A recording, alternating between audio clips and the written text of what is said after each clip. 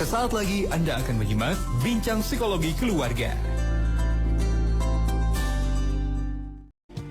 Baik sahabat MKI, kami masih menantikan Anda juga yang ingin berbagi tentang pengalaman Anda menghadirkan atau melatih memori otot alias muscle memory bagi putra-putri Anda, sehingga mereka bisa membiasakan hal-hal yang baik sahabat MKI, jadi bekal juga ketika mereka akan dewasa nanti. Anda boleh berbagi pengalaman Anda, bagaimana cara Anda atau mungkin kesulitan Anda dalam melatih muscle memory kepada putra-putri Anda. Silakan. Yang juga menjadi sebuah fenomena tadi juga sudah disinggung sih oleh Pak Wasmin Bu Lilis, ada salah seorang klien yang memang kondisinya begitu, tiba-tiba ketika sudah remaja begitu ya, ada rasa stres. Berarti mungkin ada sebuah momen keterlambatan ya dalam melatih muscle memory ini. Kalau memang sudah kadung terlambat, apa yang perlu dilakukan? Mungkin salah satunya terapi ya, tapi apakah ada cara-cara lain ketika orang tua sudah melihat putra-putrinya remaja beranjak dewasa, ternyata baru menyadari dulu telat nih dalam mengajari hal seperti ini. Ya, kalau di sekolah ada namanya remedial. Remedial. Hair ya. Di, di rumah juga sama, tetap. Oh iya. Jangankan anak-anak, saya aja Baik. dididik lagi sama istri saya kan. Masya Allah. Dididik naruh anduk gitu. Laki-laki itu naruh anduk suka seenaknya jadi ranjang gitu, masih Subhanallah. basah. Jadi dididik gitu. Iya. Makanya untuk meneliti muscle memory berupa kedisiplinan, ketekunan itu di rumah dimulai dari 8 aspek yang dulu pernah kita bahas itu ya. Iya. Aspek tidur itu dari jam tidur, jam bangun, kerapian tempat tidur gitu. Aspek mandi, kebersihan alat mandi, penempatan alat mandi, penggunaan odol itu banyak banget loh di mandi itu aspeknya. Hordeng yang penutup shower itu gimana, tadi pada setiap minggu tuh pada nyuci tuh kan. Karena di sini ada 8 WC kan.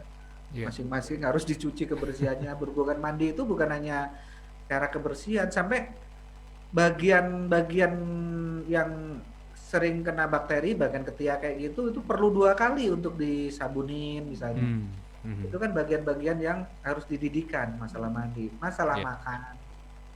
Apalagi dulu ada 8 item ya yang itu harus dilatihkan otot-otot memorinya. Makan itu apa aja item-itemnya. Dan itu emang di rumah keseharian ya Pak Wasmi? Seharian itu. Iya.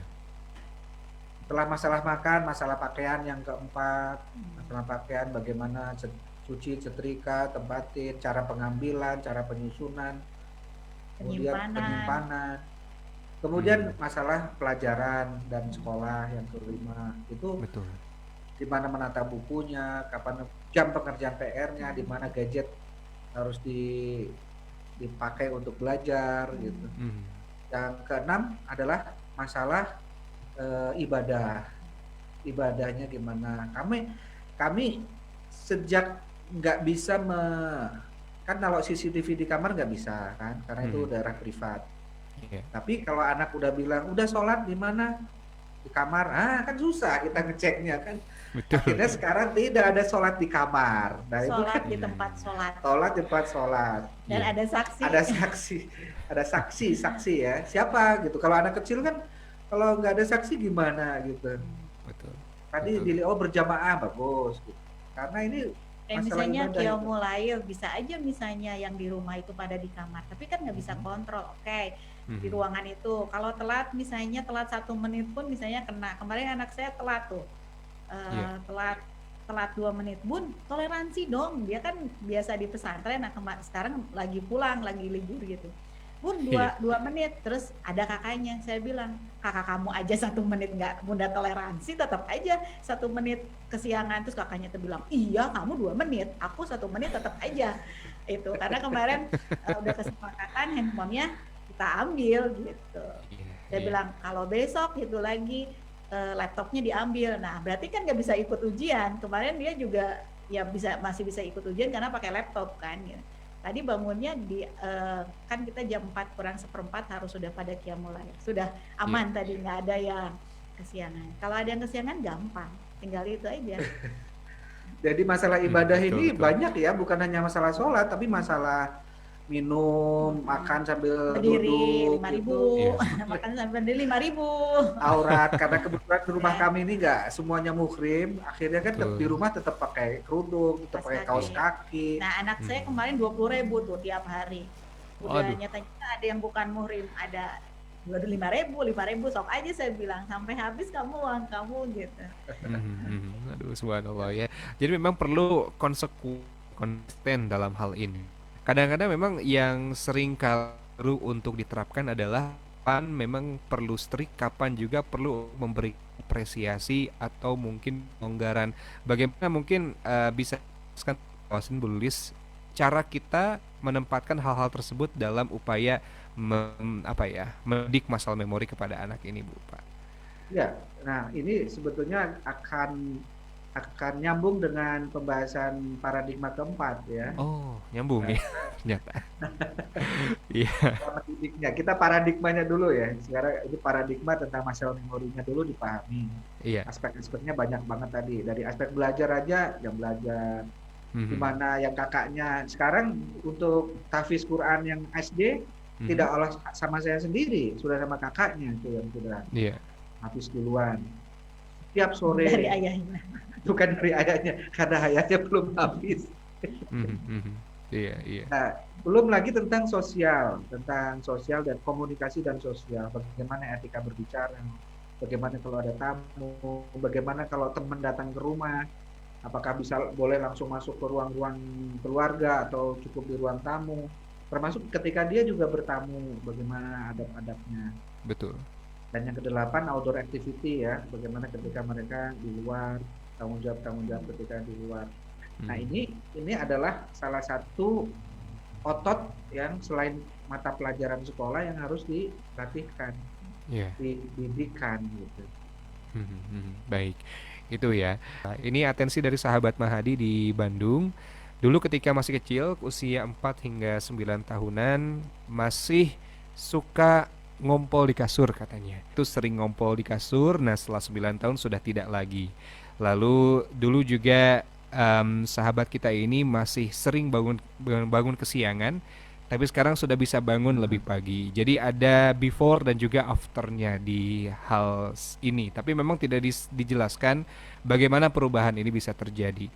Dan ketika pandemi, sahabat kita ini sedang berusaha untuk membiasakan hal-hal yang baik sebetulnya, mengubah kebiasaan lama menjadi kebiasaan baru. Nah, permasalahannya adalah punya adik yang dilatih untuk bangun pagi tapi masih susah bangun. Ketika sahabat kita ini belajar online, dia cenderung sering mengganggu.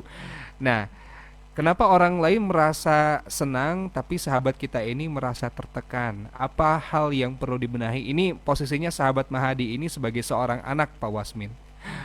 Barangkali bisa menangkap yang disampaikan karena ini cukup panjang, memang saya mencoba mencari intisarinya ini. Silakan, Pak. Ini seorang anak tapi ingin mendidik adiknya. Nah, ini iya, perlu betul. kerjasama nih.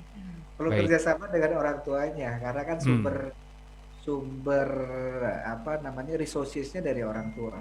Iya. Kecuali kalau dia ngekos bersama Anda sudah kerja, dia lagi kuliah, dia bersama Anda. Nah, resourcesnya ada di Anda bisa mainkan itu. Misalnya sarapan dari Anda. Ya, kalau anak saya lewat jam 6 tugasnya belum selesai, nggak dapat sarapan. Iya. Masih belum dikerjakan juga, makan siang nggak dapat. Dan dia kadang-kadang lebih memilih nggak dapat loh. Karena mungkin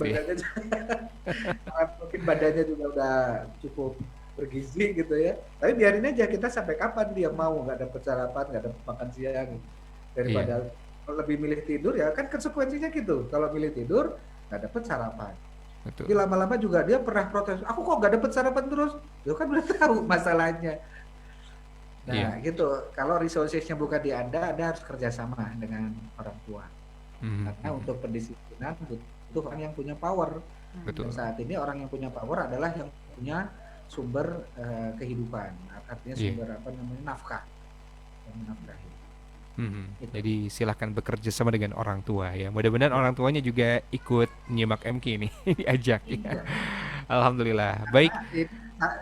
Anda sudah menteladankan, sementara paradigma yang keempat yang kita bahas minggu depan judulnya teladan saja tidak cukup. Teladan saja tidak cukup. Wah, tadi juga saya ingin menanyakan sebetulnya, ketika kita sudah mencoba meneladankan kepada anak misalnya bangun pagi, lalu ibadah yang bagus, apakah kita bisa berekspektasi bahwa anak kita akan mengikuti kita? Mungkin Ah, akan itu minggu dijawab pekan depan. yang akan datang ya. Pekan datang. Mm-mm. Judulnya pekan datang itu paradigma yang keempat, teladan saja Tidak tidak cukup. Wah, ini menarik nih, Masya Allah. Kita akan coba dalami di pekan yang akan datang. Baik, sebelum berpisah barangkali ada info jaga yang ingin disampaikan Pak Wasmin? Ya, kita akhir bulan ini ada hypnotic goal setting, adalah sebuah pelatihan 1 hari full yang kita selenggarakan di publik 1 tahun sekali setiap akhir tahun Masehi ya, untuk Iya. menyambut 2021. Mhm. Silakan sahabat-sahabat yang ingin menghunjamkan resolusi 2021 di bawah sadar yang akan menjadi energi penggerak selama setahun penuh, yang akan memotivasi diri sendiri, silahkan ikuti HGS, Hypnotic Goal Setting ya. Iya. Itu ada di minggu ketiga ya Desember. Jadi tanggal 19 dan tanggal 20 ya, Hmm. karena Hari ya?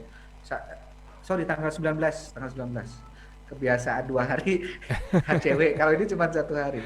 Iya. Tanggal 19 ya, hari Sabtu. Baik, Kalau minggu keempat sudah pada liburan ya. betul. Tanggal 19 hari Sabtu, ketik HGS nama Anda, spasi nama Anda atau nama Anda spasi HGS, kirim ke 0811 225 002. 0811 225 002. Ini Mhm. testimoninya banyak ya, ada yang Iya. bisa haji umroh sekeluarga, omsetnya naik sampai 4 miliar, ada yang belum nikah jadi bisa nikah, belum Masya lulus jadi Allah. lulus. Banyak nih ini testimoninya. Ada yang punya cabang yang tadinya 2 cabang jadi 8 cabang. Hmm. Ya, ini banyak testimoninya. Silahkan yang berminat 0811 225 002. Baik, Ketemu Alhamdulillah. lagi minggu depan. Insya Allah Pak Wasim Nulis, terima kasih banyak untuk insight di hari ini dan selamat kembali beraktivitas. Assalamualaikum warahmatullahi wabarakatuh.